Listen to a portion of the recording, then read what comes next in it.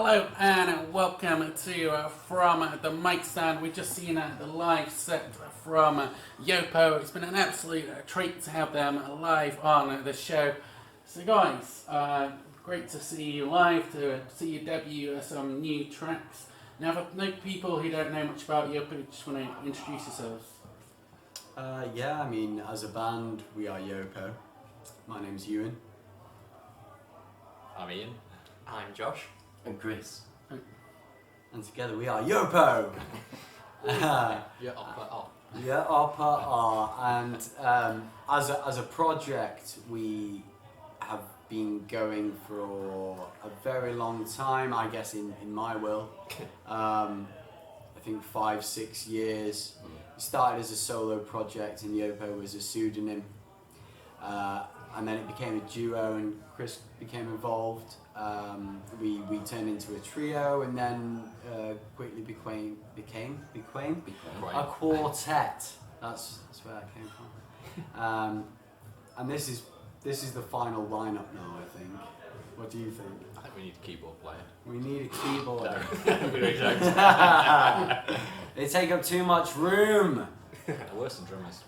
Brilliant. And are there any particular influences or artists that brought you guys together or keep you interested now?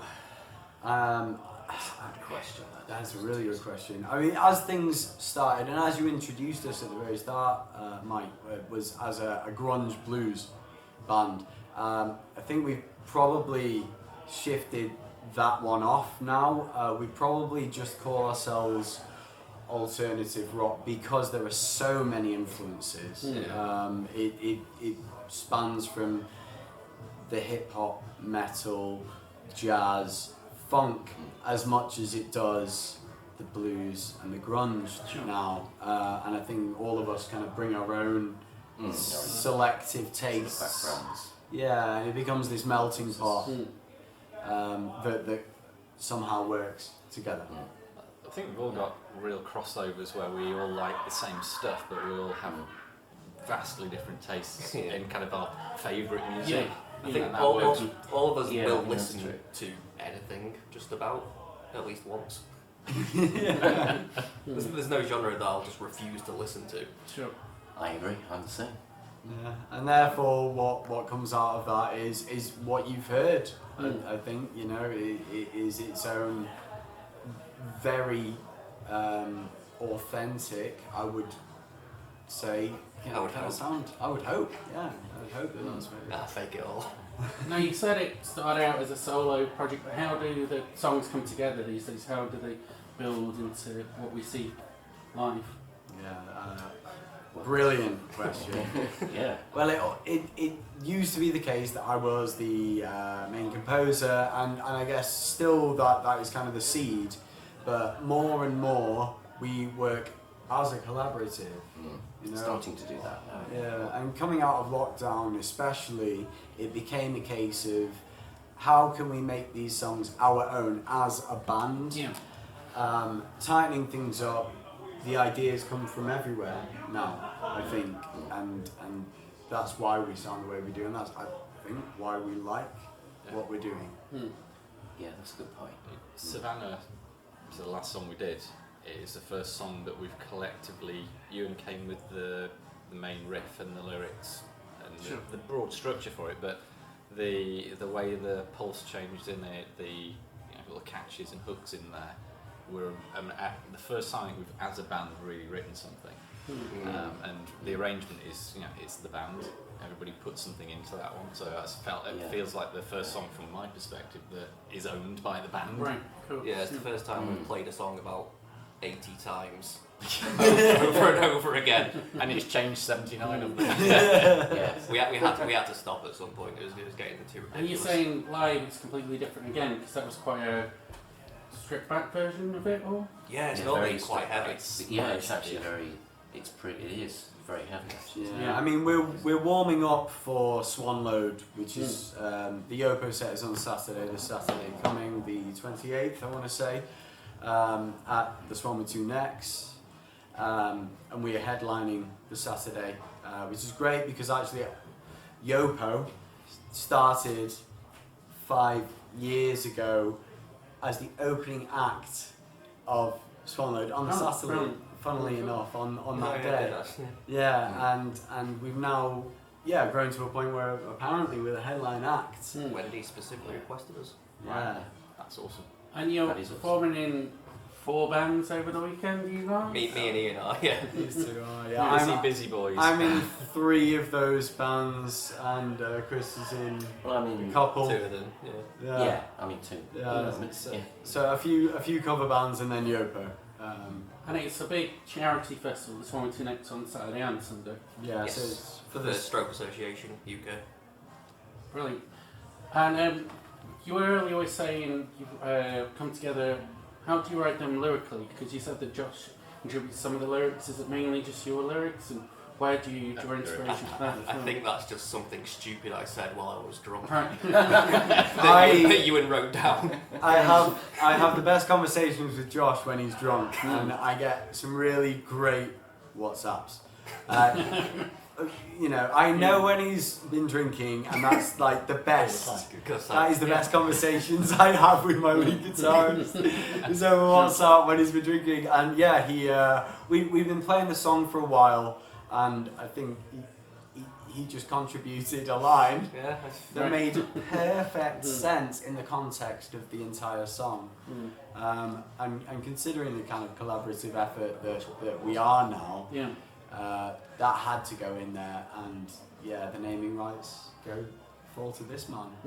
Yeah, changed the name of the song, didn't it? Are there any real themes that you draw upon when you're writing? Or has that changed as the band's developed? I think every song's different. At the moment, the couple of newer songs are kind of getting something out of my system.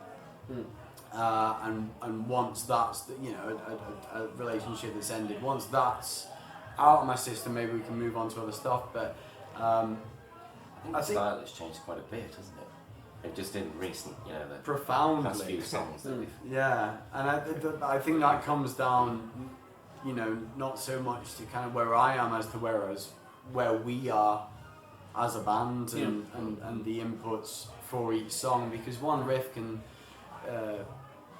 sound a lot of different ways depending on what's underneath it and around it. As I think you heard, as we heard, playing those songs tonight. Yeah, it's the first time we've heard those songs sound that way. We've never rehearsed playing stripped back, so Right. No. it's always new and different whenever we do Yes, it. no, just a Yeah, it's spontaneous thing. Even the more mellow songs have a bit of a harder edge to them. It's certainly my playing style and background is more the prog rock. Right. Cool. Yeah. I grew up listening to Rush, trying to play it. We're just starting to hear that influence more now. Yeah, and there's a lot more of that style of play coming out, and it's great because the band gives me flexibility to do those things. And you're also saying you've had a few songs released recently, and how have those gone? Modestly successful Sure. is probably the way to put it. They were released over lockdown, and the EP came out in July of last year, and it was just amazing to see, because it was independently released. There was no real promotional marketing around it. We're an unsigned band. We did it all ourselves, and to see people listening from all over the planet, and at one point we had more listeners in the United States than in the UK, and that was simply down to Spotify's algorithm, kind of saying this is something that you might want to listen to, and then they listened to it and they came back and listened to it again. So that's amazing, and that's still going on now. A year later, over a year later, we're still getting a steady revenue of streams, which is validating, Yeah. for a band that we do it for the love of it. It's not for anything else. It's because this is all we want to do. So I know, I'm in it for the money. he needs another 10 of those. And so what's coming up? Is you were mentioning more singles? Is there more gigs? Is there what plans are for the future? So there's a lot of things going on. Oh. Firstly, gig-wise, we're playing Swan Load at the weekend. We're headlining the Saturday, so this Saturday coming. Please come down, Swan with 2 Necks in Macclesfield. Then a month later, 25th of September, we're playing Below the Bridge in Manchester. That's Zombie Shack slash the other venue, which we've played before. Thirsty Scholar. Thirsty Scholar, thank you very much. Yeah, so it's those two are kind of above and below each other. That's ticketed, so if you feel like buying a ticket, there is not just us, there will be around 20 plus bands across 3 stages. It's a day of fresh, talented musicians wanting to show you what they've got. In terms of our releases and what we're looking to do going forwards, we'll be recording over the next few months all of the new songs. We're looking at doing a few singles, maybe an EP, and then building into an album, I would say middle of next year, something like that. 2022, watch out. Well, it's been great to chat to you today. Just want to remind people where they can find all your gigs and all your music and things like that. So find us on the socials. There is a mega link, whether you go to the Facebook or the Instagram or even the Twitter. There's a mega link there. Just click the link tree and it will take you anywhere you want to go. Obviously we're on YouTube as well. All of those socials we're there. At Yopo Band will do it. How's the OnlyFans account going? OnlyFans won't do what we want them to anymore. I think they changed their policy. Yeah, they just changed the policy. And at the wrong time, to be fair. Got desperate enough.